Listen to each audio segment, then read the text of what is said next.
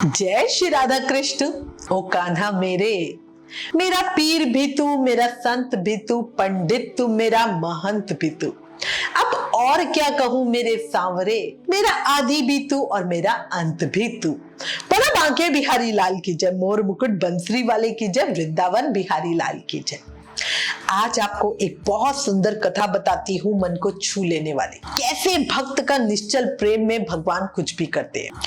वो कहते हैं ना, भक्त के वश में है भगवान, भक्त बिना ये कुछ भी नहीं है, भक्त है इनकी जान, भक्त के वश में है भगवान।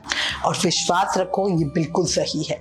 बस भक्त वैसा होना चाहिए, उसका भाव वैसा होना चाहिए जो ठाकुर जी को उसके पास आने पर मजबूर करते। अब एक बड़ा सुंदर प्रसंग सुनो, ये मेरे तो दिल के बहुत करीब है। मतलब जब भी मैं इस प्रसंग को सुनती हूँ तो मन में ठाकुर जी के लिए प्रेम तो बढ़ता बढ़ता है, समर्पण का भाव भी बढ़ता है। अब ये सुंदर सा प्रसंग सुनो। एक बार की बात है, एक बच्चा था, उसका कोई नहीं था, वो बहुत दुखी था। एक दिन एक संत के पास आश्रम में गया। संत जी से वो कहने लगा, बाबा आप सबका ख्याल रखते हैं, लेकिन इस दुनिया में मेरा कोई भी नहीं है, तो क्या मैं आपके आश्रम में रह सकता हूँ? बालक की बात सुनकर संत बोले, बेटा तेरा नाम क्या है? तो उस बालक ने कहा, मेरा तो कोई नाम ही नहीं है, जिसका जो मन करता है वैसे मुझे बुला लेता है। तब संत जी ने उसका नाम रखा रामदास, और वो वही आश्रम में रहने लगा और आश्रम में सारे काम भी करता था। समय अपनी गति से आगे बढ़ा। अब रामदास कुछ बड़ा हुआ और उन संत जी की आयु 80 वर्ष के आसपास हो गई। अब संत जी ने सोचा कि मैं उम्र के उस पड़ाव पर हूं कि कभी भी बुलावा आ सकता है, इसलिए उन्होंने तीर्थ यात्रा पे जाने का निर्णय लिया और अपने सभी शिष्यों को बुलाकर कहा कि मैं तीर्थ यात्रा पे जाना चाहता हूं, अब बताओ कौन कौन मेरे साथ चलेगा और कौन आश्रम में रुकेगा। अब संत जी की बात सुनते के साथ ही सारे शिष्य बोले, हम तो आपके साथ चलेंगे, हम तो आपके साथ चलेंगे। क्योंकि सभी शिष्यों को पता था कि अगर यहाँ आश्रम में रुकेंगे तो आश्रम का सारा काम करना पड़ेगा, और यात्रा में तो बढ़िया आनंद होता है क्योंकि गुरु जी का इतना नाम है, उनके इतने बड़े बड़े यजमान हैं, सभी खूब बढ़िया सेवा करते हैं, तो इसीलिए यात्रा में तो मजे ही मजे थे, बस चलना है, बाकी तो खूब मौज है। और अगर आश्रम में रुक गए, क्योंकि लोग कम है, तो आश्रम में अगर रुक गए तो बहुत मेहनत करनी पड़ेगी, इसलिए सभी के सभी बोले कि भाई हम तो आपके साथ तीर्थ यात्रा पे चलेंगे, हम तो तीर्थ यात्रा पे चलेंगे। अब संत जी सोचने लगे, परेशान हो गए कि भाई ये सभी तो तीर्थ यात्रा पे जाना चाहते हैं और यात्रा पर जाने वाले को मना करना पाप है, पर आश्रम ऐसे भी नहीं छोड़ सकते क्योंकि वहां पे सेवित श्री विग्रह है, गौ माता है, बकरी आदि है, और कोई राहगीर साधु संत भी आते जाते रहते हैं। ऐसे में क्या करें?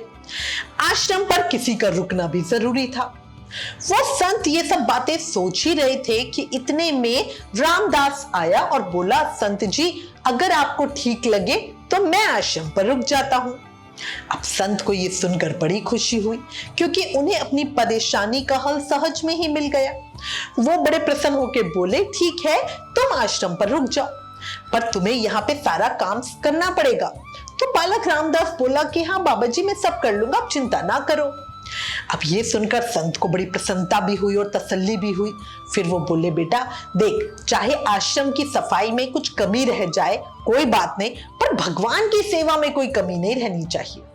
तो रामदास जी ने कहा कि बाबा मुझे तो भगवान जी की सेवा करनी आती नहीं है, आप बता दीजिए कि भगवान जी की सेवा कैसे करनी है, फिर मैं कर लूंगा। तो बाबा बोले, देखो जो आश्रम में मंदिर है वहां राम दरबार की झांकी है, श्री राम जी, सीता जी, लक्ष्मण जी और हनुमान जी ये सब विराजमान है, उनकी बढ़िया सेवा करना, उनके लिए बढ़िया बढ़िया भोग बनाना और उन्हें जिमाना। साथ ही सब सेवा काम भी रामदास को जो बाकी के थे सारे समझा दिए, सेवा कैसे स्नान करानी है, मंदिर को शुद्ध कैसे करना है, सुबह श्रृंगार कैसे करना है, सब उसको बता दिया। बालक रामदास साफ स्वभाव के थे, सच्चे भक्त थे और निश्चल प्रेमी थे। चाहते तो वो भी संत जी के साथ जा सकते थे, पर जब उन्होंने देखा कि संत जी दुविधा में है, परेशानी में है, तो वो तुरंत ही आगे आए और इसी निश्चल भाव से उन्होंने गुरुजी से कहा कि बाबा जी आप है ना मुझे मेरा रिश्ता भी उनके साथ बता दो कि ठाकुर जी के साथ मेरा रिश्ता क्या है, क्योंकि अगर रिश्ता पता चल जाएगा तो सेवा करने में थोड़ा आनंद आ जाएगा। तो संत हंसते हुए बोले कि बेटा तू कहता था ना कि तेरा कोई नहीं है, तू अनाथ है, तो देख आज से ये राम जी और सीता जी तेरे माता पिता हैं। रामदास ने कहा अच्छा ये साथ में खड़े हुए लक्ष्मण जी ये कौन है? संत मुस्कुराए और बोले बेटा ये तेरे चाचा जी हैं और हनुमान जी तेरे बड़े भाई हैं। अब ये सुनकर तो बालक रामदास बड़ा खुश हो गया। आज उसे उसका पूरा परिवार जो मिल गया था। उसने संत से अच्छी तरह पूरी सेवा विधि समझी और फिर उनकी सेवा करने में लग गया। रात को ही संत शिष्यों के साथ यात्रा पर निकल गए। अगले दिन सुबह सेवा का पहला दिन था। रामदास अपने आप ही बहुत जल्दी सुबह उठ गया, स्नान किया और भिक्षा मांग कर लाया। फिर दिल से बढ़िया भोजन तैयार किया और भगवान को भोग लगाने के लिए मंदिर में आ गया। रामदास ने राम जी, सीता जी, लक्ष्मण जी और हनुमान जी के आगे भोजन की थाली रख दी और जैसे संत ने कहा था कि बोलना है आओ भोग लगाओ, आप भोग लगाओ, वो बोलना शुरू हो गया। फिर बड़े प्रेम से बोल रहा है कि आप है ना पहले सब खा लो फिर मैं खाऊंगा। मतलब वो ठाकुर जी को ये बोल रहा है। रोज तो सब कामों के लिए बहुत लोग होते थे, पर आज तो रामदास ने अकेले ही सारे काम किए थे। मतलब समझो कितने ज्यादा काम थे कि पूरे आश्रम की साफ सफाई भी करना, फिर भिक्षा मांग के लाना, अकेले खाना बनाना, जिसको पहले सारे शिष्य मिलकर करते थे, है ना, आज उसको रामदास अकेले कर रहा था। और इसी वजह से वो बहुत थक भी गया था। साथ ही उसको भी बहुत भूख लग रही थी। था तो आखिर वो बच्चा ही ना। और रामदास को लगा कि सच में भगवान बैठ के खाएंगे, पर बहुत देर हो गई, रोटी वैसी की वैसी ही। तब बालक रामदास ने सोचा कि नया नया रिश्ता बना है, शायद ये शर्मा रहे हैं, इसीलिए रामदास ने पर्दा लगा दिया। थोड़ी देर बाद पर्दा खोल के देखा, तब भी खाना वैसा का वैसा ही था। अब तो रामदास रोने लगा और सोचने लगा जरूर मुझसे सेवा में कोई गलती हो गई है, इसलिए ये खाना नहीं खा रहे हैं। और ये नहीं खाएंगे तो भाई मैं कैसे खा सकता हूं, मैं भी नहीं खाऊंगा।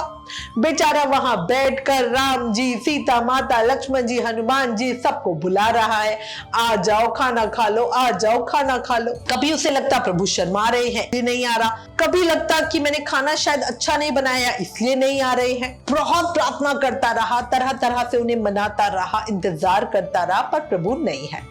अब वो करे तो क्या करे। मन में सोच रहा था कि प्रभु खाना नहीं खाएंगे तो मैं गुरुजी को क्या जवाब दूंगा। मैंने तो खुद से सेवा ली थी, नहीं कर पाया, अब क्या करूं। हजार तरह के ख्याल मन में उमड़ रहे थे। बहुत दुखी हो रहा था। शाम हो गई, प्रभु नहीं आए। रात होते होते इतनी प्रार्थना पर भी जब प्रभु नहीं आए तो वो बोला ठीक है आप नहीं खा रहे तो मैं भी नहीं खाऊंगा। खाना उठाया और गौ माता को डाल दिया। अगला दिन आया, फिर सुबह उठा, पूरे आश्रम की साफ सफाई की, भिक्षा मांगने गया। फिर उसने आके खाना बनाने की तैयारी की और पहले दिन से अपनी जी जान लगाकर और अच्छा खाना बनाया। फिर भोग लगाने पहुंचा, प्रार्थना की, पर आज भी प्रभु नहीं आए। उसी तरह प्रार्थना करते करते, कहते सुनते पूरा दिन निकल गया। बालक रामदास ने भी कुछ नहीं खाया। रात को भोजन उठाया और गौ के आगे डाल दिया। तीसरा दिन आया, फिर सब किया। तीसरे दिन उसने खीर बनाई।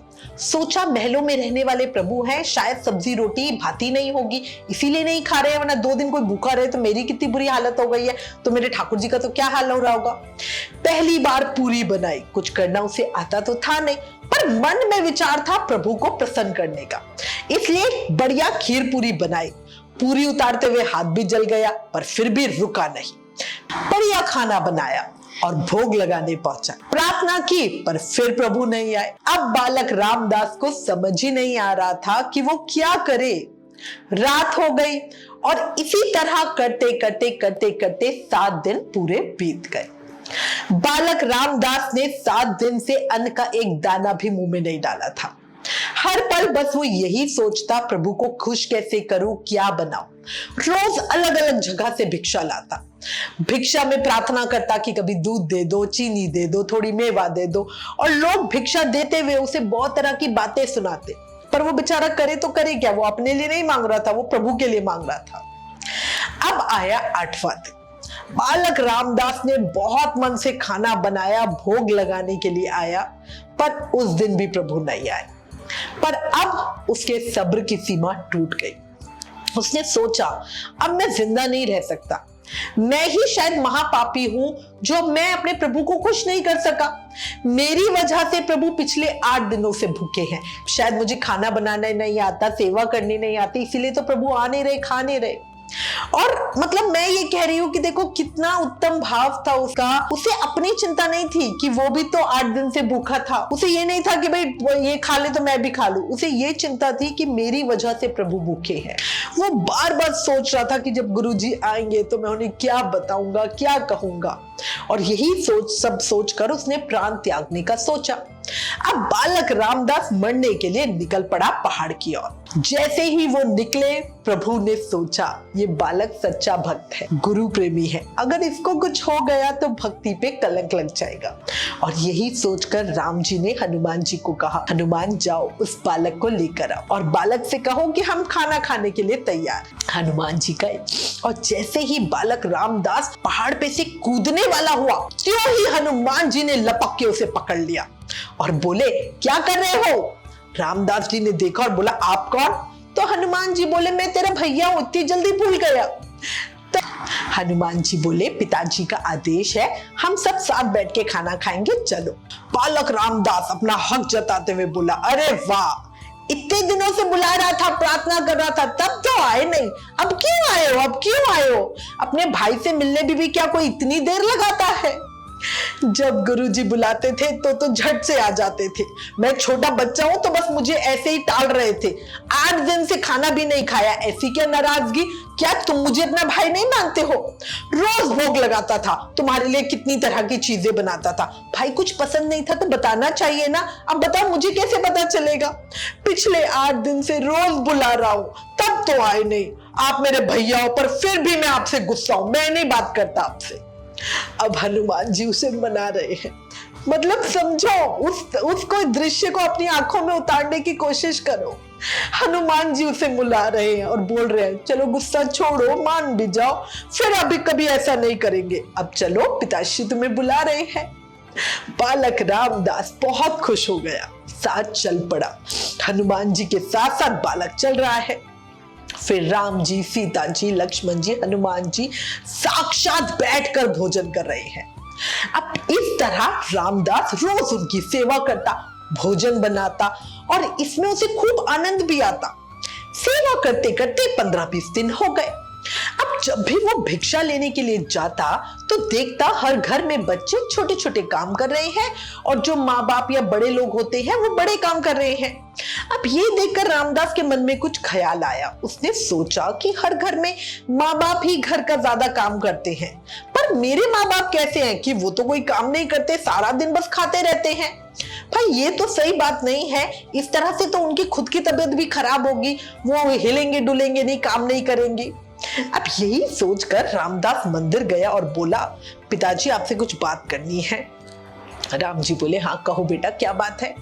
तो रामदास बोला कि जब मैं भिक्षा मांगने के लिए जाता हूँ तो रोज देखता हूँ कि घर में सब लोग मिलकर काम करते हैं, इसलिए अब मैं अकेले काम नहीं करूंगा, आप सबको भी काम करना पड़ेगा।